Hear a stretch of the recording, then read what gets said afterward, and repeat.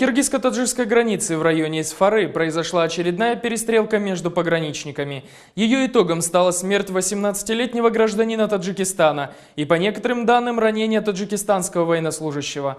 Показания сторон о том, что произошло и кто виноват, естественно, разнятся.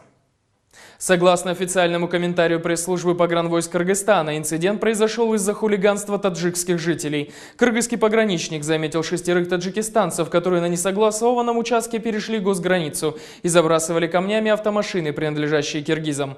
На требования военных сопредельного государства хулиганы не ответили, только начали бросать камни и в сторону пограничников. В это время подоспели таджикские пограничники, которым было предложено урезонить своих граждан. Однако, как сообщает киргизская сторона, таджикистанцы набросились на военных Кыргызстана и попытались отобрать оружие. С каждой стороны прозвучало по выстрелу, одна пуля попала в гражданина Таджикистана.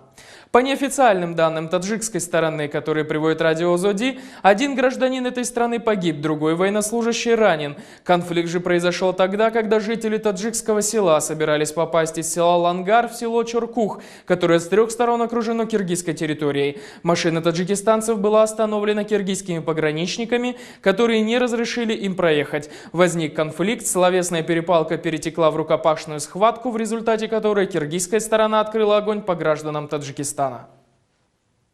Позднее стало известно, что таджикистанцы остались недовольны исходом конфликта, и в месте погребения убитого собралось около сотни разъяренных местных. Сейчас к месту, где произошел инцидент, подтянуты дополнительные силы милиции. Силовики переведены на усиленный вариант несения службы, а военные ведут переговоры.